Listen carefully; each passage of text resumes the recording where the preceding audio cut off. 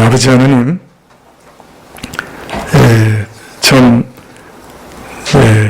코로나라고 하는 온역이 전 세계를 휩쓸고 수년 동안 참 많은 사람들에게 고통을 주었는데, 이제는 또 전쟁이 일어나서 참 수만의 사람들이 죽어나가고 있습니다. 그런데 그것으로 그치지 않고 전쟁의 여파로 러시아와 우크라이나의 밀 수출이 중지되므로 지금 중동과 아프리카에서 대기근이 일어날 것이다. 그렇게 무서운 예고가 주어지고 있습니다.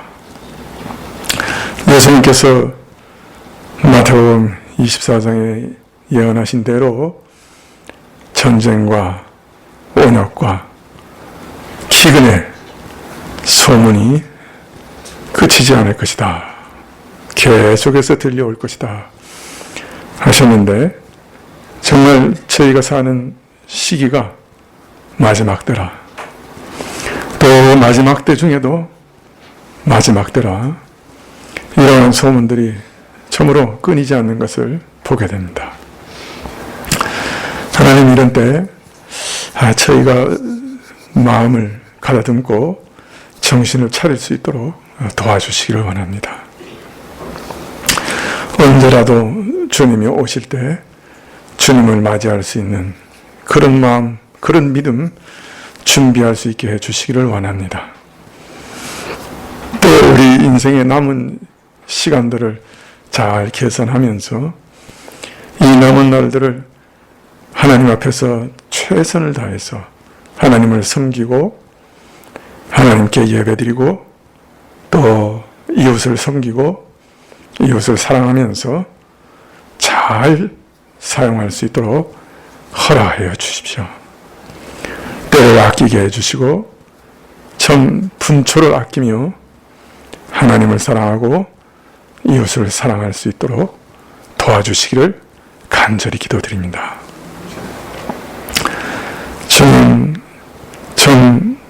전쟁 가운데 젊은이들이 많이 상하고 죽고 있는데, 하나님 뜻이면 이 전쟁의 기한을 단축시켜 주시고 온 세계 위정자들의 마음을 움직여 주시고 특히 푸틴의 마음을 움직여 주셔서 이 전쟁이 속히 끝날 수 있도록 허락해 주시기를 간절히 구하고, 또 대기근의 소문이 드는데 주님께서 참으로 미리 풀어질 수 있도록 해서 기근을 막아주시기를 간절히 기도드립니다. 저희 교회 참 코로나로 고생하는 자들, 또 여러 가지 질병으로 고생하는 자를 아시오니 참으로 잘 치료받게 해주시고 온전히 건강을 회복할 수 있도록 도와주시기를 원하고, 내년에 있는 모든 우리 성도님들 믿음 잃지 않고 하나님 앞에서 믿음을 견고하게 세울 수 있도록 허락하여 주십시오. 우리 어린 자녀들 참 하나님의 말씀 속에서 잘 양육되어 이 마지막 때 현혹되지 않고 시험에 들지 않도록 지켜주시기만을 간절히 기도드립니다.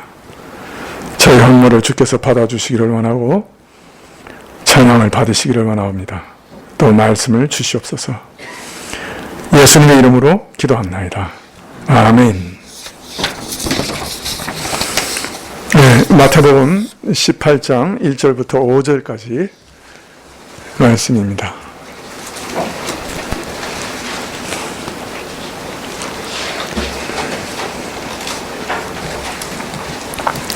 주신 말씀은 마태복음 18장 1절부터 5절까지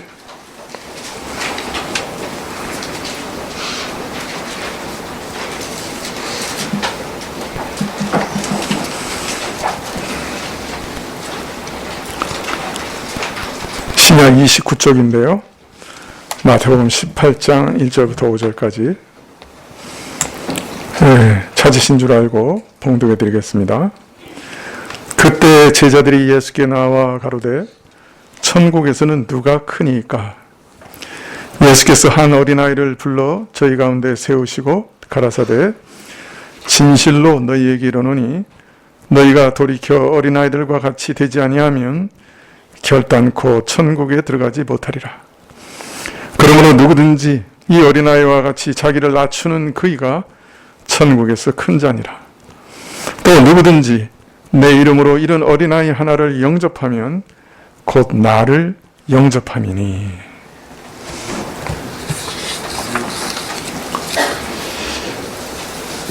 우리는 혼자는 살 수 없죠. 기본적으로는 가족이 있어야 살고 또 사회가 있어야 되고 또 국가가 있어야 살아갑니다. 그러나 이런 필수적인 공동체도 사실은 죄로 물들어서 공동체가 주는 유익만큼이나 또 해와 악을 끼치기도 합니다. 이런 죄의 오염이 없는 가정이나 사회나 국가는 아예 없지요. 예수님께서 이 세상을 구원하러 오셔서 죄인 각 사람을 구원하실 때, 그러나 궁극적인 목적은 이러한 구원받은 자들로 구성된 새로운 공동체, 천국을 건설하시는 것이 그 최종적인 목적이었습니다. 예수님께서는 오늘 이 마태복음 18장에서 제자들이 천국에서 큰 자가 누굽니까? 라고 하는 이 질문에 대답하시면서 자신이 건설하시는 천국 공동체의 모습과 본질에 대해서 제자들에게 가르치려고 하셨지요. 먼저 이 천국 공동체의 특징에 대해서 말씀하시면서 이 공동체의 사람들의 특징은 하나님 앞에서 어린아이처럼 겸손한 사람들이라, 그렇게 가르치셨습니다. 이 나라는 자신이 얼마나 비천한 죄인인 줄을 알아 자신을 낮추는 사람들, 그리고 하나님을 전심으로 의지하는 겸손한 사람들 들어가는 나라라. 그렇기 때문에 어린아이처럼 자신을 낮추며 겸손하게 주님 앞에 서는 자가 아니면 그 나라에 들어갈 수조차 없다. 자, 그리고 이 나라에 들어오는 자들은 다 이처럼 어린아이 같이 겸손한 사람들, 자신을 감추고 부끄러워하는 사람들, 지극히 낮아져 하나님 앞에서 자기를 낮추는 사람들이기 때문에 이 나라는 겸손의 영이 지배하는 나라일 수밖에 없고, 이 나라의 사람들은 서로 다른 사람을 자기보다 높이며 자기보다 낮게 여기고 존중하고 자기는 오히려 낮추고 복종하고, 그래서 서로 이렇게 해서 상호 복종할 수밖에 없는 그런 나라다. 이런 나라에서는 자기들 스스로 높여 자랑하고 교만하고 으뜸이 되고자 하고 비교하며 경쟁하고 군림하는 자들, 이런 세상의 영은 부끄러움을 당하게 되고 오히려 천시를 받을 수밖에 없다. 그러므로 이런 옛사람의 욕망과 욕정들은 이 하나님의 나라에서, 천국에서는 거절되고 배격되어야 한다. 그렇게 가르치셨던 겁니다. 사실 큰 자가 되어 모든 사람들 위에 군림하고자 하는 목표는 공동체 안에 파괴적인 경쟁을 촉발시킬 수밖에 없습니다. 공동체 안에 으뜸이 되고 군림하고 다 차지하고자 하는 경쟁이 발생하면 더 어리고 약하고 소외된 구성원들은 제외되거나 궁극적으로 멸망하거나 죽고 맙니다. 이것이 바로 죄가 지배하는 세상의 방식이요, 니모롯의 투쟁입니다. 물론 성경은 건전한 경쟁을 천국 면류관 향한 경기를 말씀하십니다.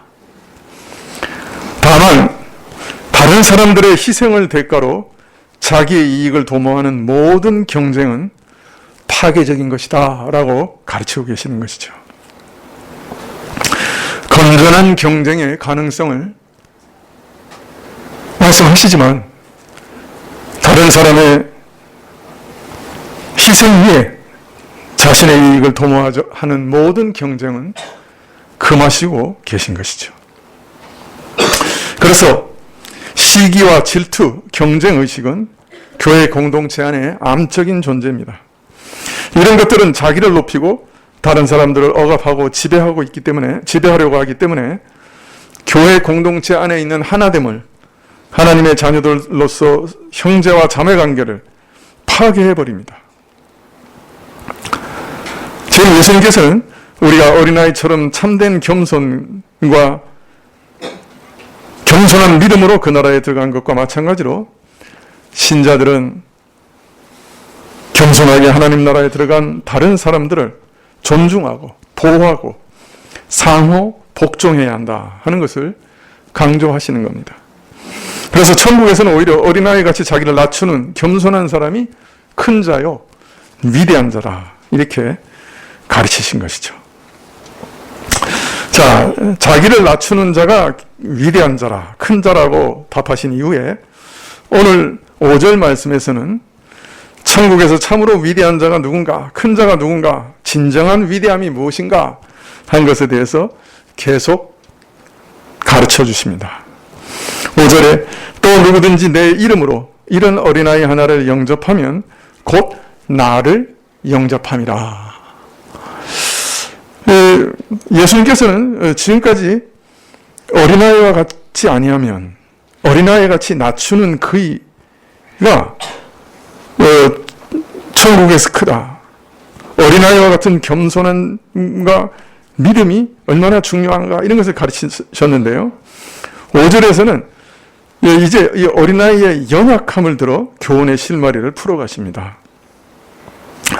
누구든지 이런 어린아이 하나를 영접하면 이와 같은 어린아이와 같은 조건, 성질, 모양을 가진 자를 영접하면 나를 영접한 것이라 하셔서 비록 어린아이같이 연약하고 미천한 사람일지라도 교회 공동체 안에서는 결코 무시되어서는 안 되며 오히려 더 큰 관심과 사랑의 대상이 되어야 한다 하는 것을 가르치고 계십니다. 그래서 여기서 어린아이는 문자 그대로 어린아이 자체를 포함하는 말씀이지만은 더 나아가서는 어린아이같이 연약한, 비천한, 보잘것없는 처지의 모든 사람들을 가리키는 말씀인 것이죠. 그래서 바로 이어지는 6절에서는 나를 믿는 소자라고 하셔서 지금 여기 이런 어린아이라고 하는 말씀이 믿는 자들 중에 연약한 자들을 뜻하는 것임을 분명히 하고 계십니다. 지난주에 말씀드릴 때 이 헬라 시대 때, 로마 시대 때는 어린아이를 굉장히 천시했다 하고 말씀을 드렸죠. 그저 딸이나 이렇게 연약하게 태어난 어린아이들은 그냥 내다 버리고 그런 일들이 아주 비일비재했습니다. 그래서 어린아이는 어떤 면에서 종보다 더 못한 지위에 있었지요. 그래서 아주 비천한 자라고 생각했던 것을 지난주에 말씀을 드렸습니다.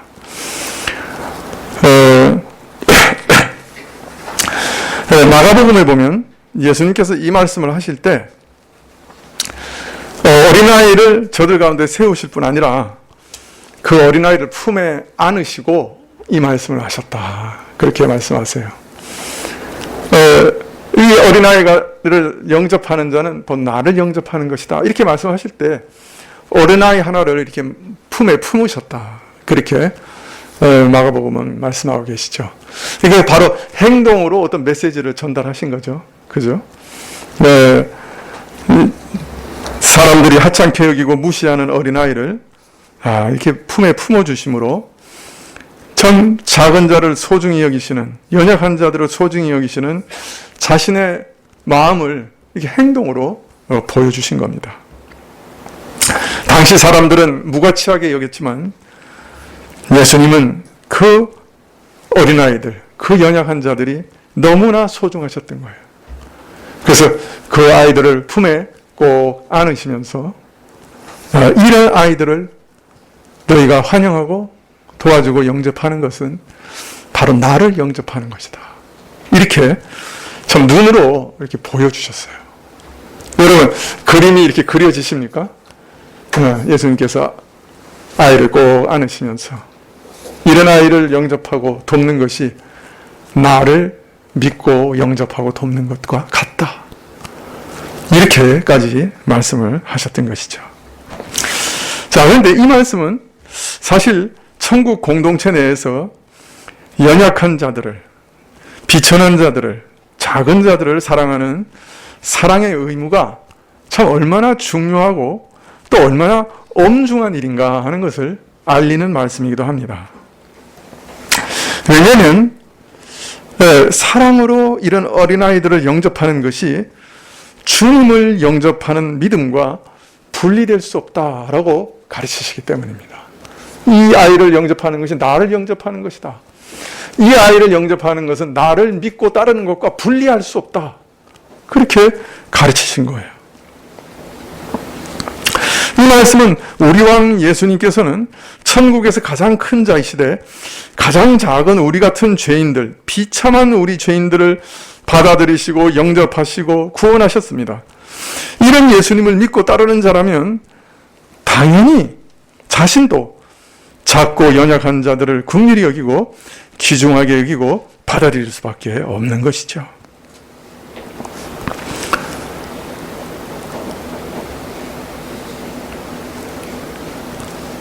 우리가 다 이런 사랑을 받은 자라면 자기가 받은 대로 배운 대로 해야 되겠죠.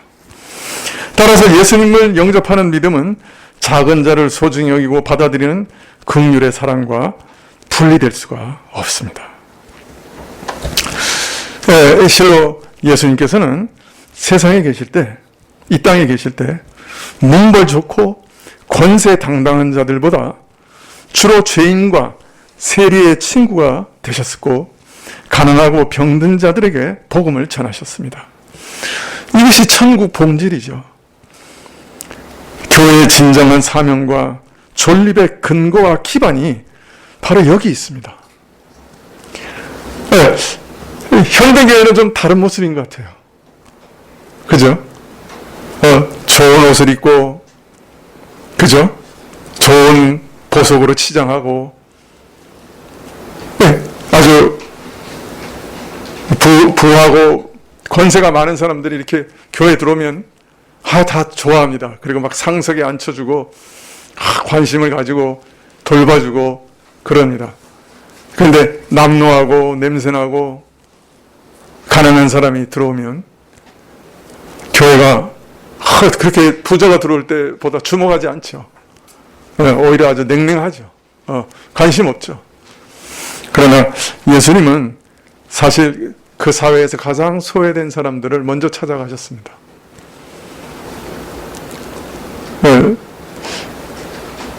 우리도 좀 그런 거 배우면 좋겠어요. 그죠? 가장 소외된 자들을 찾아가신 우리 예수님을 저희가 기억하면 좋겠습니다. 자, 이러한 생생한 모범을 우리가 안다고 하면 믿는 자는 이 연약한 자들, 작은 자들을 영접할 수밖에 없습니다. 주의 이름으로 작은 자들을 영접할 수 없습니다. 영접할 수밖에 없습니다. 작고 연약한 자들을 주의 사랑으로, 주님을 사랑하기 때문에 주의 이름으로, 즉 주의 권세로 주를 대신해서 돌보고 품고 보호하고 환영하고 영접할 수밖에 없는 것입니다. 예수님께서는 이처럼 작고 연약한 소자를 귀중히 여기는 이런 사랑의 돌봄이 예수님이 건설하시는 천국의 가장 두드러진 특징이요 본질이라 이렇게 오늘 알리고 계신 것이죠. 그런데 역으로 엄중하게 말하면 작은 자를 귀중히 여기고 섬길 줄 모르는 것은 이런 주의 사랑을 모른다는 말이 되고 맙니다. 이런 사랑을 받아보지 못한 사람이라. 네, 이런 사랑을 받고 아는 사람이면 당연히 자기도 그것을 따라 할 건데, 그렇게 하지 못하는 것은 아직 그런 사랑을 받지 못했기 때문이라고 할 수 있는 것이죠. 이런 섬김의 사랑이 천국의 가장 중요한 본질이니, 이것을 모르는 것은 천국을 모르는 것이에요. 천국을 경험하지 못한 것이에요. 그래서 무섭게 말한다면 예수님과 아직 관계가 없는 자다라고 밖에 할 수 없는 것이죠. 여러분, 마태복음 25장에 보면 좀 이상한 비유가 있어요. 보통 무슨 비유라고 하냐면 염소와 양의 비유다, 그렇게 얘기하죠. 네. 예수님께서 마지막 날 심판정에 모든 사람들을 양과 염소로 나누신다 그랬습니다. 그 다음에 염소에 대해서는 이렇게 얘기하세요.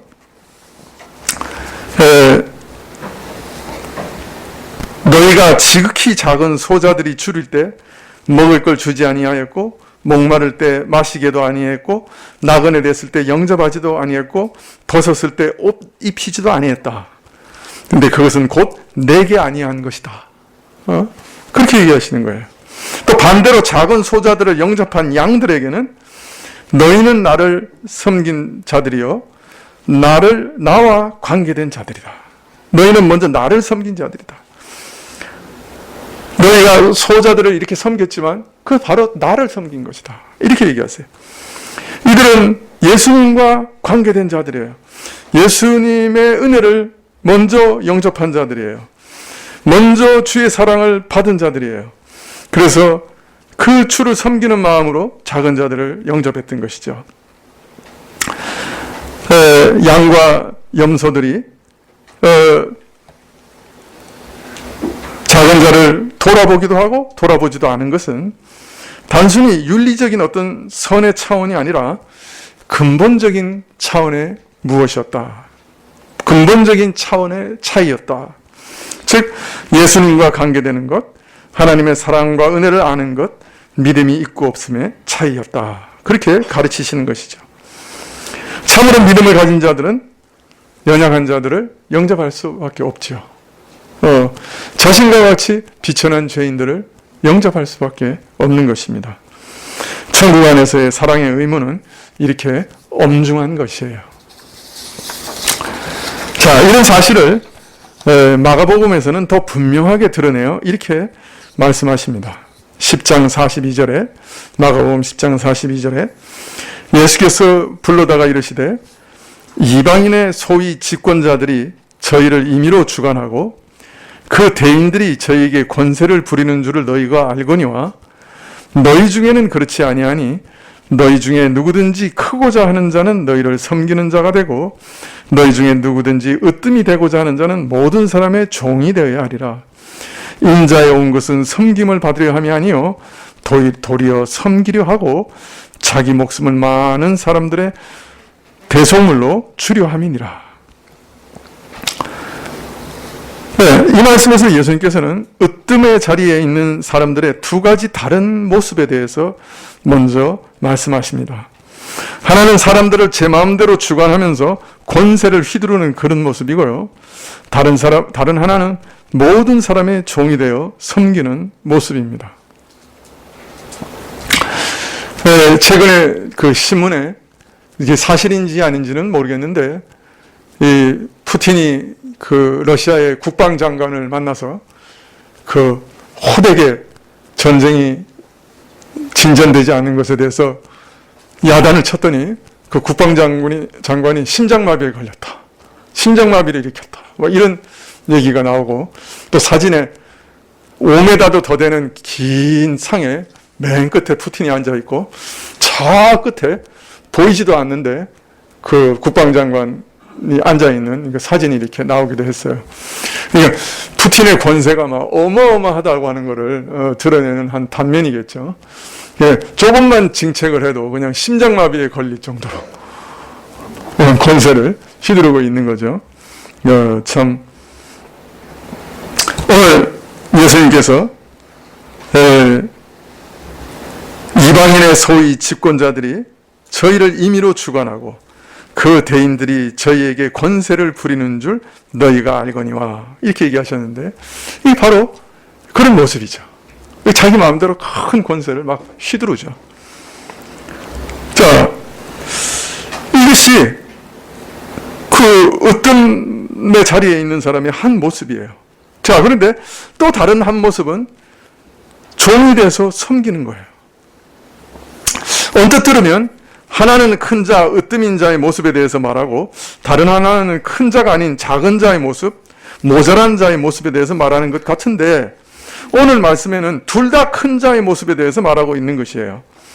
근데 사실 똑같이 큰 자의 모습인데 위대한 인물상을 말하고 있는데, 왜 이렇게 대조적인 두 모습이 드러나느냐? 하나는 이방인의 모습이고 하나는 천국 백성의 모습인 거예요. 그래서 이방인의 권세자들은 임의로 권세를 부리지만, 너희 천국의 권세자들은 모든 사람의 종이 될 수밖에 없다. 이렇게 두 차이를 명확하게 보여주고 계신 것입니다. 너무나 대조적인 이 두 가지 모습의 차이는 바로 이방인과 너희 차이요, 세상에 속한 자와 예수님을 믿고 따르는 자들의 차이라 설명하시는 것이죠. 네, 그리고 마지막 절에서 이러한 차이는 예수님을 아는가 모르는가의 그 차이다. 아는가 모르는가에서 나오는 차이다. 이렇게 말씀하십니다. 45절에 인자에 온 것은 섬김을 받으려 함이 아니요 도리어 섬기려 하고 자기 목숨을 많은 사람의 대속물로 주려 함이라. 즉, 믿는 자들은 예수님의 모습을 알아요. 예수님은 섬김을 받으러 온 게 아니었어요. 도리어 섬기려 하시고 자기 목숨까지도 많은 사람들의 대속물로 주어 모든 사람들을 섬기려고 이 땅에 오셨던 거예요.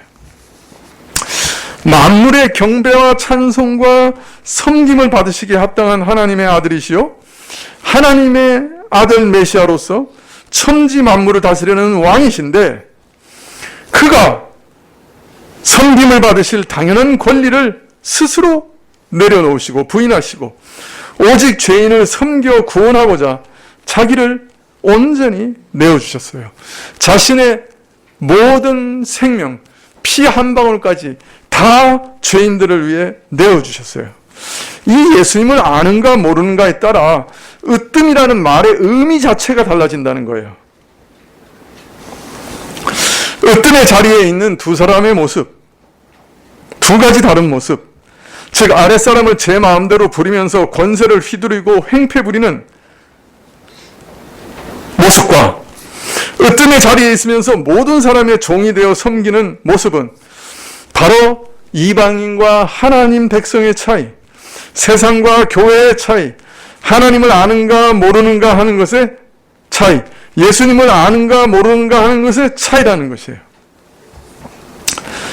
세상이나 교회나 똑같이 으뜸이라 첫째라는 말을 사용하지만 그 내용과 의미가, 성격이 이처럼 전혀 다른 것이에요.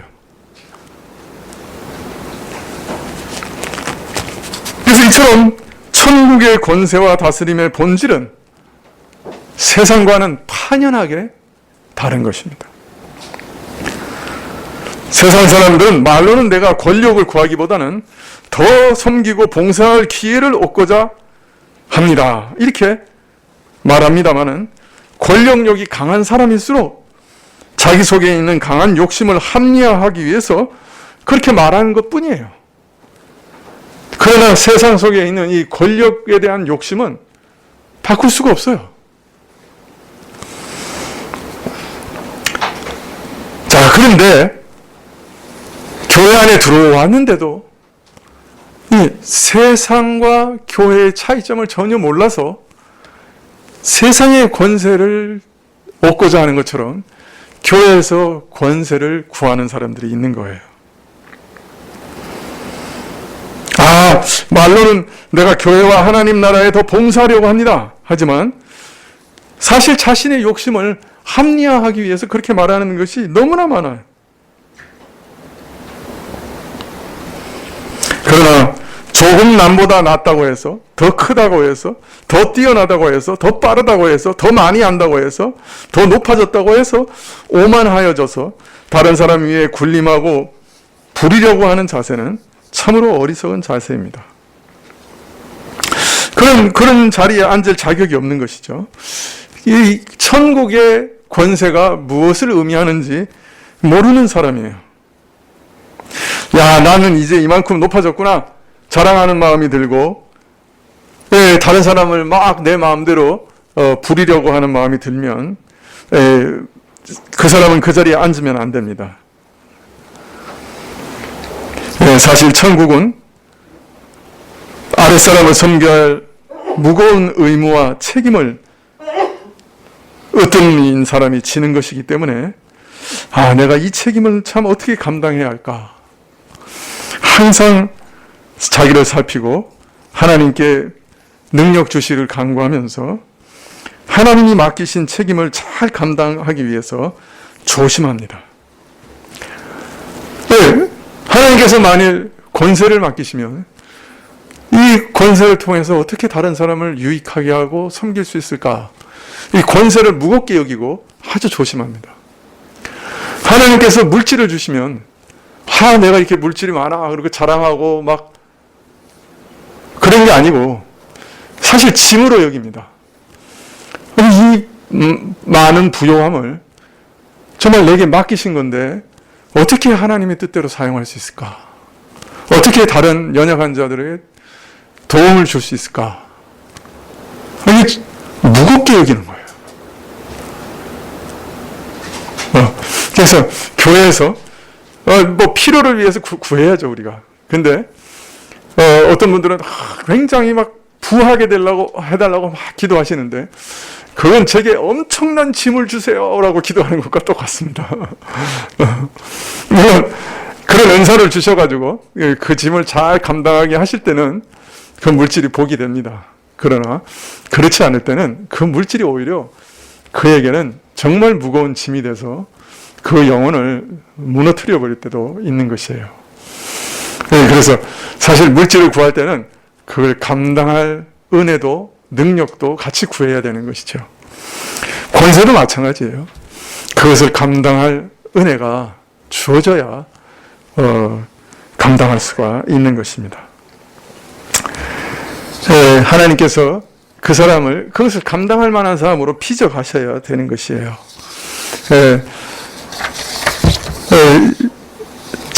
이런 천국의 섬김의 의무, 그 큰 자가 가진 섬김의 의무에 대해서 마가복음 35장에서는 이렇게 얘기하십니다. 마가복음 9장 35절에서는 이렇게 얘기하십니다. 아무든지 첫째가 되고자 하면 무사람의 끝이 되며 무사람을 섬기는 자가 되어야 한다. 여러분, 첫째가 되고자 하는 사람은 모든 사람의 끝이 되어야 된다. 그렇게 얘기해요.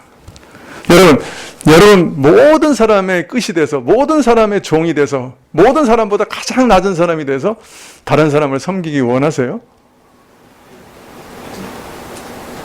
천국에서 정말 권세자가 되고 싶은 사람, 으뜸이 되고 싶은 사람, 큰 자가 되고 싶은 사람은 바로 모든 사람의 끝이 되어야 된다.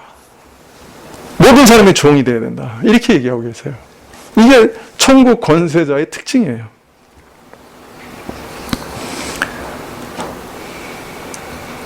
첫째가 되고자 하는 사람은 모든 사람의 마지막이 되라.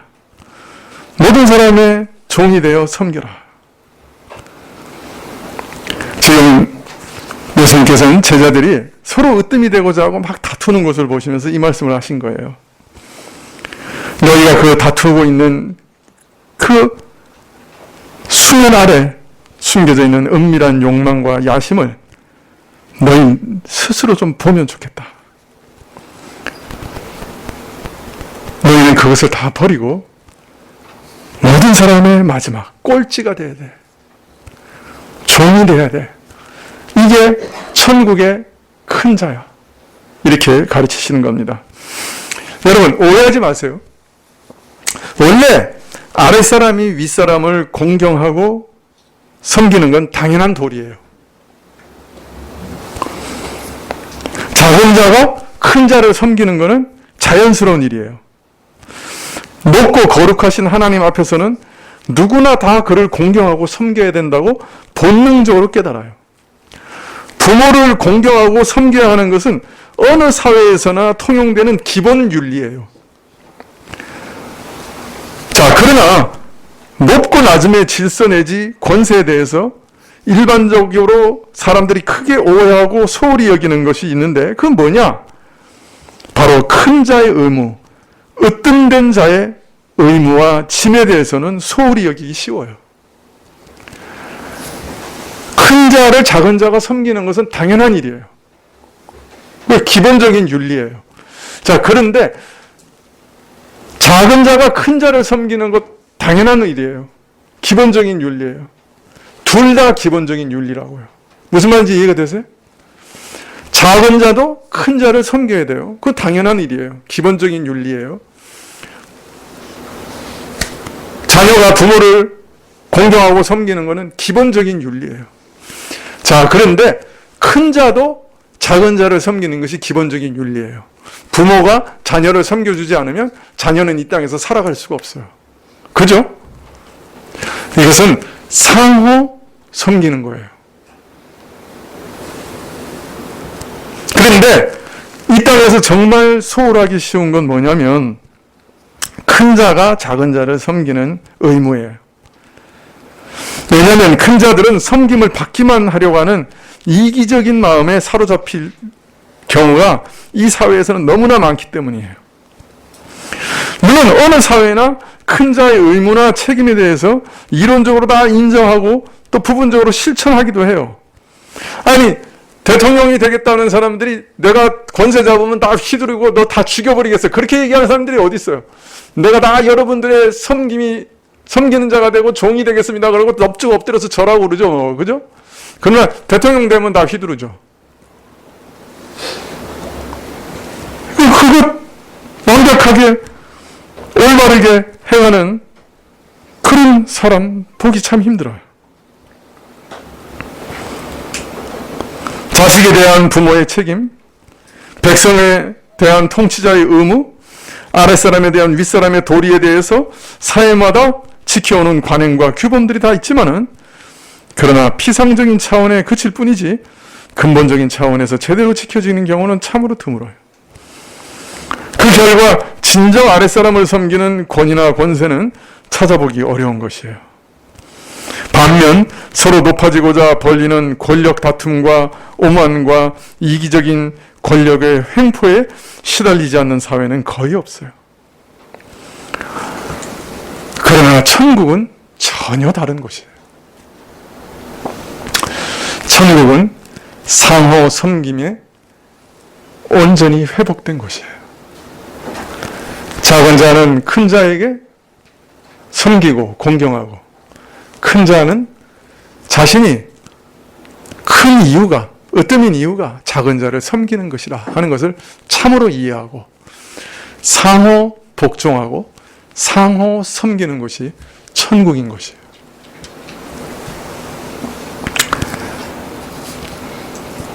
천국에서 큰 자가 누구냐? 천국에서 꼴찌가 되는 자다. 천국에서 가장 모든 사람의 종이 돼서 모든 사람을 섬기는 자다. 예수님께서 지금 그렇게 얘기하고 계세요.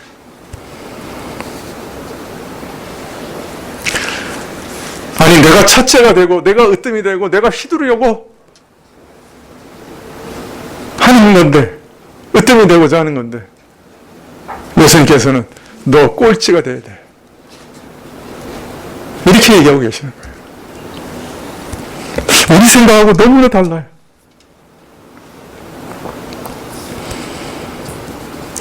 하나님께서 왜 어떤 자를 천국에서 으뜸의 자리에 두시느냐, 큰 자의 자리에 두시느냐, 작은 자들을 섬기게 하려 하십니다 하는 사실을 다시금 일깨우고 계십니다. 참 예수님 마음이 참 얼마나 답답하셨을까요?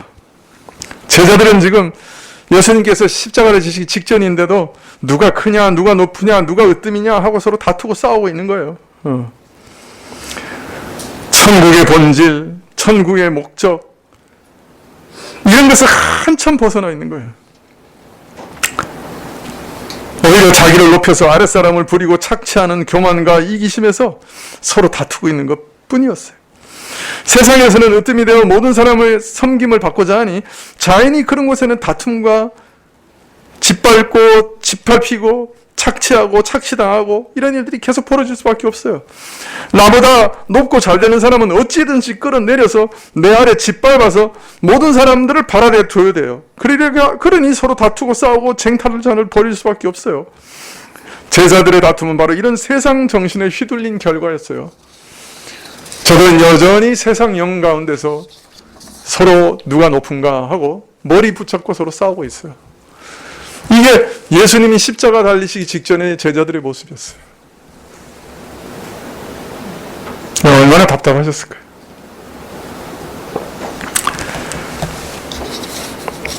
네, 예수님께서는 정말 너무나 필요하지만 죄로 인해 타락해버린 공동체를 이제 온전히 회복시키시기 위해 오셨다고 말씀드렸습니다. 그러나 전투하는 교회 가운데서는, 이 땅의 교회 가운데서는 죄가 여전히 침입하기 때문에 여러 가지 부조리와 고통이 남아있다고 말씀드렸습니다. 그 중 하나가 권세의 남용과 그로 인한 부조리와 소외, 외로움입니다. 앞서는 권세를 얻기 위한 경쟁과 다툼에 대해서 예수님께서 겸손과 상호 복종을 해결책으로 답하셨는데요. 오늘은 권세를 얻은 자의 부조리에 대해서 말씀하시되 권세의 오용과 그로 인한 소외와 외로움에 대해서 답하시면서 긍휼과 사랑의 섬김, 소자를 섬기는 사랑을 답으로 가르쳐주고 계십니다. 권세를 얻기 위해서 경쟁하고 다투는 자들에 대해서는 상호 복종해야 된다 하고 가르치셨고, 권세를 얻은 자의 부조리에 대해서는 작은 자를 사랑으로 섬겨야 된다라고 가르치고 계시는 거예요. 그래서 예수님께서는 천국에서는 어린아이 같이 지극히 작고 비천하고 낮은 자를 영접해서 섬기는 자, 이런 자가 진정으로 위대한 자다, 진정으로 큰 자다, 이렇게 가르치신 겁니다. 세상과는 정반대이기 때문에 우리는 아직까지 이런 모습을 잘 못 봤어요. 아직 모델을 잘 못 봤어요. 그런데 우리는 예수님이라고 하는 최고의 모델이 있어요. 그래서 교회 안에서 최고의 모델 되시는 예수님을 자꾸 바라보고 우리가 우리 자신의 모습을 계속 교정해 나가야 돼요. 우리 속에 있는 옛 것을 자꾸 버려야 됩니다. 기도하시겠습니다. 저는 이 연약한 자들을 섬기는 것이 주의 은혜를 아느냐 모르느냐를 드러내는 것이라고 하셨습니다. 심지어는 천국에 들어가느냐 못 들어가느냐를 결정하는 것이 바로 이 겸손이라고 하셨습니다. 주님, 이 말씀이 귓가에 맴돌다가 그냥 사라지지 않게 해주십시오. 우리 마음속 깊은 것을 쪼개고 우리 속에 있는 악한 것을 다 드러내서 정결케 하시고 우리 마음부터 변화시켜 천국으로 변화되게 하여 주시기를 간절히 기도드립니다. 예수님의 이름으로 기도합나이다. 아멘. 79장 찬송하시겠습니다.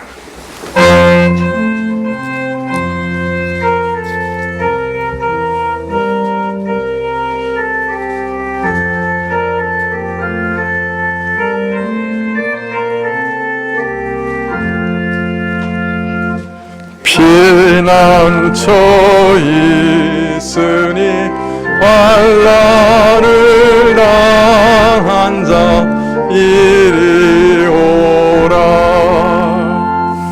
땅들이 변하고 물결이 일어나 산 위에 넘치되 두렵지 않네. 이방이 떠들고 나라들 모여서 진동하나 우리 주 목소리 한번 말하시면 천하의 모든 것 망하겠네. 만유주 여호와 우리를 도우니 피난처요. 세상의 난리를 그치게 하시니 세상의 장검이 쓸데없네. 높으신 여호와 우리를 구하니 할렐루야.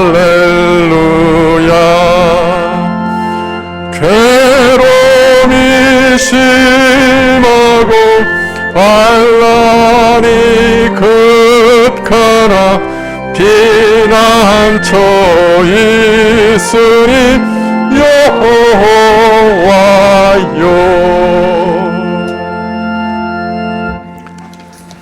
지금은 우리 주 예수 그리스도의 은혜와 하나님 아버지의 그 크신 사랑과 이 은혜와 사랑을 깨닫게 하시고 누리게 하시는 성령님의 교통하시고 역사하심이 천국의 아름다운 모습과 그리스도의 그 사랑 충만한 섬기심과 또 그를 따르는 신자들의 아름다움을 깨닫고 머리 숙인 주의 백성들 위해 지금부터 영원까지 함께 하실지어다.